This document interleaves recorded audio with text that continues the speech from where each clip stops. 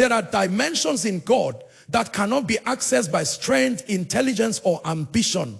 They are only opened by grace and mercy. Every man, no matter how gifted or disciplined, will come to the point where he realizes that life is not a race of the swift, nor a battle of the strong, but of those who have obtained help from above. Grace is the divine advantage that makes ordinary men do extraordinary things. Mercy is the voice that speaks when your mistakes should have silenced you forever. But hear me, grace and mercy were never designed to make you comfortable in weakness. They are meant to awaken you to revival. Revival begins when your soul is restored, when your heart that was once cold begins to burn again, when prayer becomes more than a routine, when worship becomes more than a song, when your desire is not things but Him. That is where true revival starts, not in noise, but in the quiet returning of the heart to its maker. We are in times and seasons where God is searching for men and women who will carry His presence again. Vessels who understand that it is not by power, not by might, but by His Spirit. The world is weary, the nations are groaning, and creation is waiting for revived souls who have touched grace and mercy. So tonight, as we journey together, may the breath of God restore your soul, may His mercy rewrite your story, and may His grace empower you to live beyond your limitations. Because this is the hour of revival, and it begins with you. Grace and mercy are not just religious concepts. They are living realities that sustain every believer's walk with God. There comes a time in a man's journey where effort, intellect, and skill will no longer be enough. You may have done all you know to do, prayed, planned, and pushed, and yet the door seems shut. It is in such moments that grace speaks. Grace is that invisible hand that lifts you when life has pushed you to your knees. It is God's empowerment to do what you could never achieve on your own. Grace doesn't just bless your labor, it adds divine fragrance to your efforts, making your results exceed explanation. It's the reason two people can start in the same place, do the same thing, and yet end up in completely different dimensions of impact. Mercy, on the other hand, is the reason any man still stands. It is the system in God that ensures that your yesterday does not destroy your tomorrow. Mercy intercepts judgment. It gives you another chance to rise again, to rebuild again, to hope again. Many times we assume it is our consistency or our holiness that sustains us, but no, it is mercy. The mercy of God finds you where effort failed you. It rewrites the story that sin tried to erase. Mercy is the reason David could find restoration after failure, the reason Peter could still be caught after denying his master. Grace and mercy work together. Grace empowers, mercy preserves. Grace opens doors, mercy keeps them from closing. When a man walks in this dual reality, he becomes unstoppable, not because he is perfect, but because heaven has chosen to partner with his imperfection. Every testimony you admire, every destiny that rises beyond limitation is a product of grace and mercy at work. When you understand this, pride dies naturally. You begin to see that without God, you can do nothing. You no longer compete or compare, because you know your story is not built on advantage or connection, but on mercy that found you and grace that lifted you. It is this power of grace and mercy that keeps men standing when others fall, that turns tears into testimonies and turns ordinary lives into vessels of glory. Every revival, whether in a nation, a family, or the heart of a single believer, begins when the soul is restored and aligned back to the presence of God. Revival is not merely the noise of gatherings or the emotion of worship. It is the returning of man's heart to the posture it once had before the distractions of life crept in. There was a time when your hunger for God was pure, when your prayer had tears, when your worship was not performance but passion. That is where revival begins, when God becomes your pursuit again. The soul is the seat of desire, emotion, and will. It is where decisions are birthed and destinies are shaped. When the soul drifts from God, even if the body still attends church, something vital begins to die within. You can sing about Him, preach about Him, even work for Him, yet be distant in heart.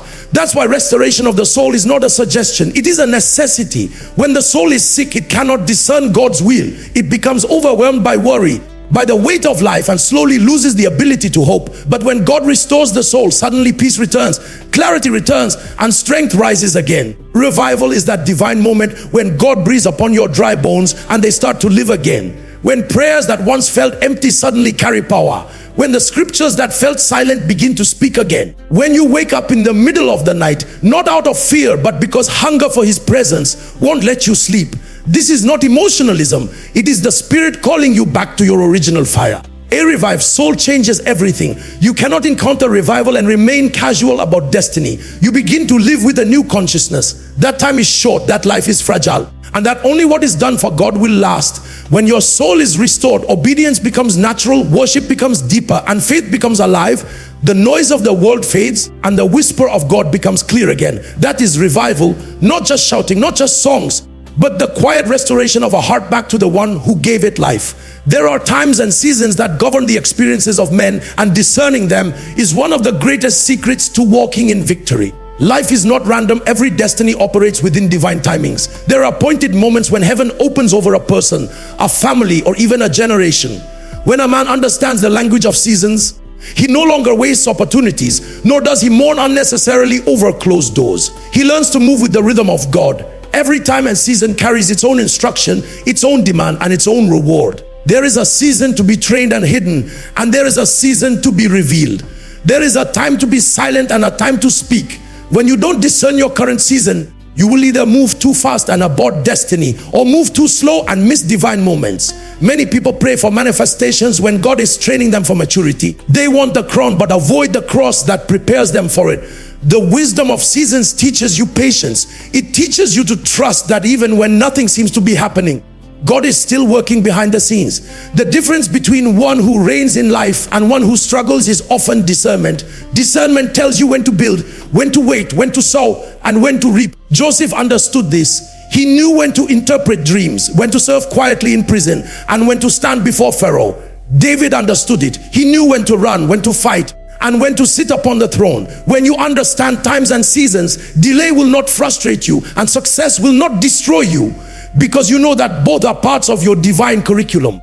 God moves in times and seasons, not according to human calendars. That's why you can't measure your life by another man's progress. Your season may be different, but your destiny is sure. When you walk with God long enough, you learn that His timing is perfect, not early, not late, but exact. And when that season finally opens, everything you lost in waiting is restored in a moment. Understanding times and seasons is the secret to lasting relevance and divine stability. The power of God was never meant to be a display for applause. It was designed for transformation. Power is not just the ability to perform miracles or to attract attention. It is the energy of heaven that rebuilds broken lives, restores shattered destinies, and enforces God's will on earth. When the power of God rests upon a man, it changes more than his circumstances. It changes his nature. It gives him victory not only over demons, but over fear, over sin, over doubt, and over the limitations of the flesh. True power is not loud, it is effective.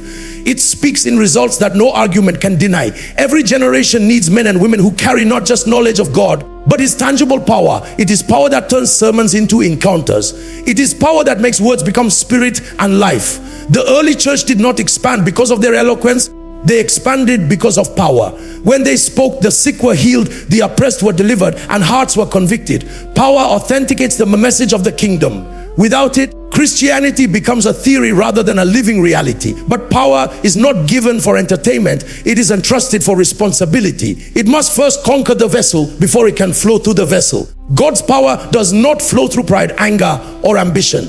It flows through brokenness, through yielded hearts that understand that the excellency of the power is of God, not of us. This is why many seek power and find none. They want it for status, not service. Heaven only trusts power to those who have died to self. When God's power touches a person, restoration begins. Chains break, minds are renewed, and hearts are ignited with purpose. Power gives you the strength to rise from failure, to keep walking when everything around you says, stop. It gives you courage to confront what others run from.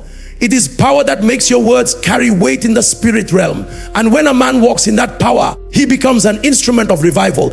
Everywhere he goes, darkness gives way.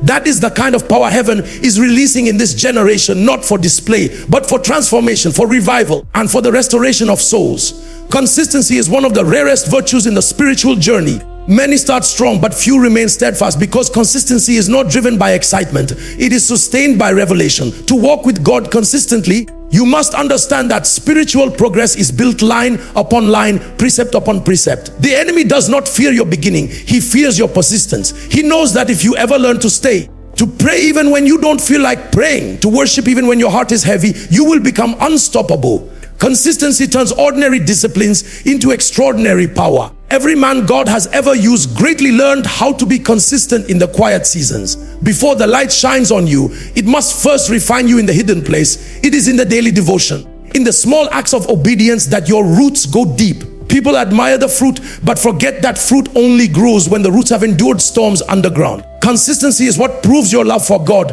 It is easy to follow Him when life is smooth, but true loyalty is tested when the heavens seem silent. The secret is to remain, even when you don't understand. There will be days when your emotions betray you, when your faith feels dry, when prayers seem unanswered.